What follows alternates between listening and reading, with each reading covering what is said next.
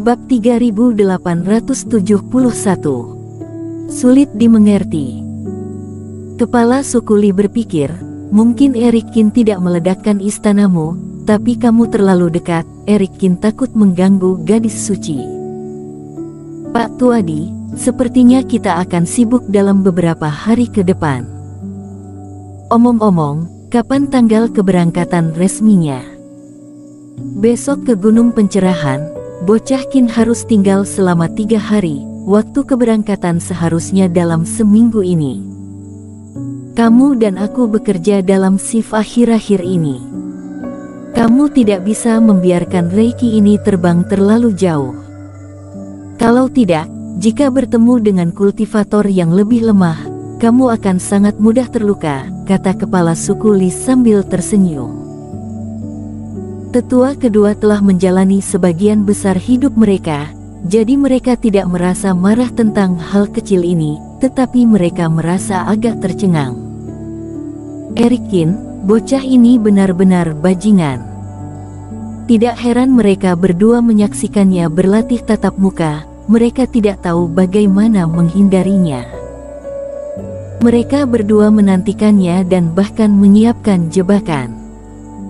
Tidak tahu apa yang dirangsang oleh napas ini, singkatnya, napas dikompresi dengan sangat kuat dan kekuatannya sangat kuat. Setelah keributan ini, tetua kedua tidak berminat untuk berkultivasi, tetapi mengamati Erik Kin dari kejauhan. Pak Tuadi, apa menurutmu ini murni energi abadi yang kental? Kenapa aku tidak merasa ini adalah kompresi Reiki, kata kepala suku Li. Aku juga berpikir begitu, tetapi energi abadi sangat berharga, jadi bisakah digunakan dalam kekacauan seperti itu? Hanya beberapa hari sebelum dimulainya jalan, anak ini tiba-tiba membuat trik baru, tetapi apa itu akan terlambat, kata tetua di Imam Taoisme.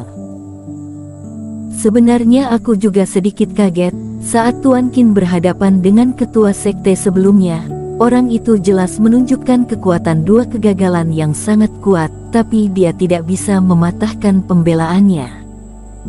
Kepala suku Li mengerutkan kening. Kamu bilang ada satu penurunan yang begitu kuat di dunia.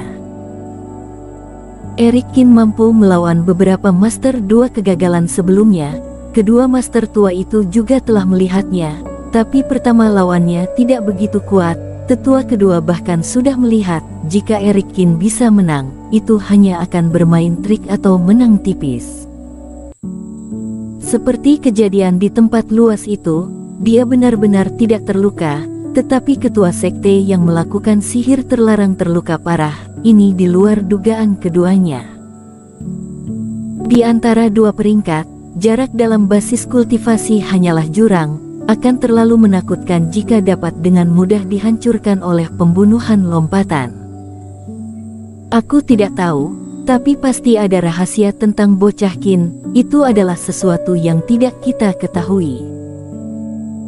Setelah mengamati sebentar, terlihat bahwa Erik Kin tidak terus-menerus menginspirasi massa udara yang menakutkan itu, tetapi berpikir dan meneliti. Tetua kedua hanya duduk bersila saja.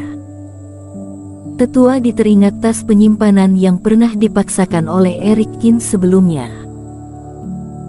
Dia membukanya dan meliriknya, ekspresinya sedikit berubah, dia melemparkannya ke kepala suku Li lalu keduanya merasa sedikit hangat di hati mereka.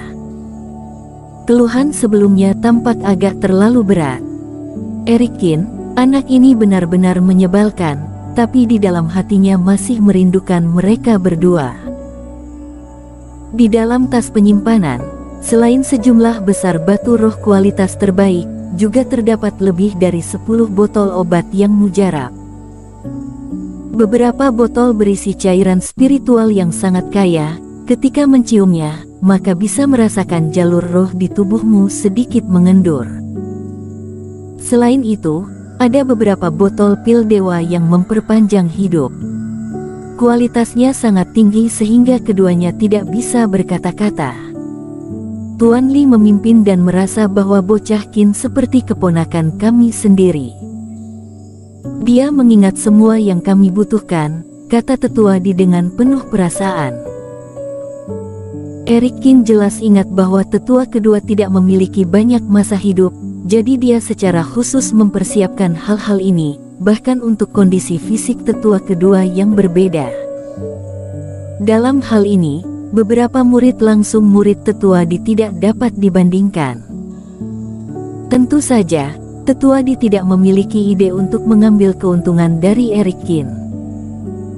Dia telah hidup selama puluhan ribu tahun, dia benar-benar memenuhi syarat untuk merawat Erikin sebagai anak dan keponakannya.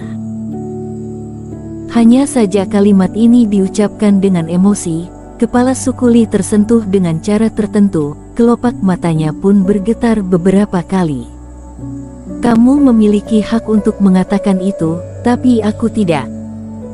Sebelumnya, sengaja memeriksa silsilah, menurut senioritas, Erikin bukan juniornya, tapi pamannya.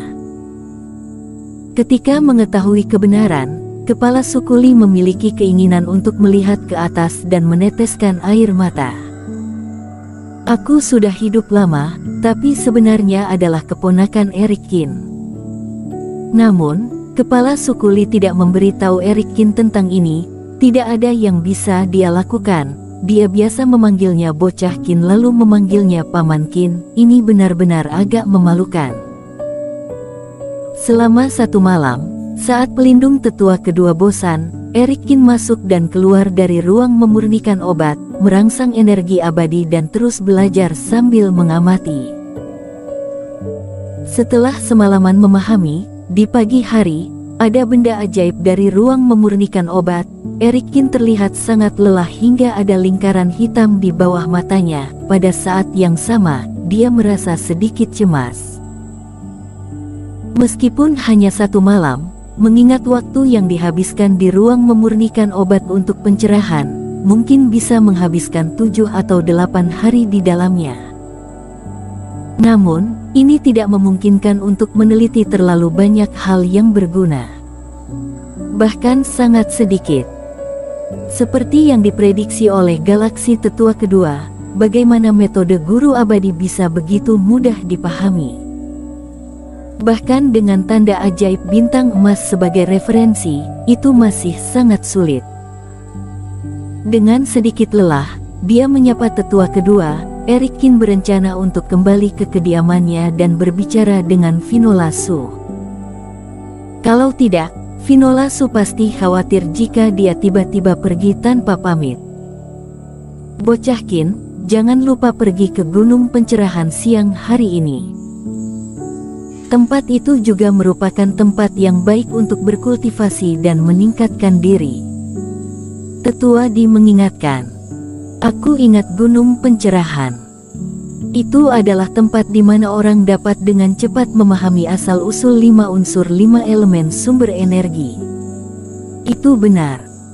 Erikin bertanya dengan sedikit gerakan di benaknya. Ya, di gunung pencerahan ini, 5 elemen atau sarana sumber energi seperti angin dan guntur, dapat meningkatkan kecepatan persepsi, yang merupakan peluang langka dalam rapat terbesar ini, kata kepala suku. Ingat, Erikin melambaikan tangannya dengan santai. Gunung pencerahan hanya dapat membantu para kultivator dalam memahami kekuatan. Unsur sumber energi, meskipun terlihat bagus, namun menggoda untuk mempelajari penyimpanan energi abadi. Sumber energi api, tubuh Taois memiliki Ekaristi Yandi dan mantra hati memiliki mantra suci api abadi, ilmu sihir dan banyak lagi. Pemahaman sendiri tentang api suci sudah cukup tinggi, bahkan melampaui alam seorang kultivator satu penurunan, sangat sedikit yang bisa ditingkatkan.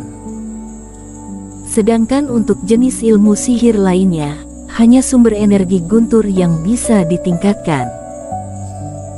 Tetapi masalah dengan ilmu sihir tidak pernah karena sumbernya energi tidak cukup, tetapi kekuatan ilmu sihir telah mencapai kemacetan.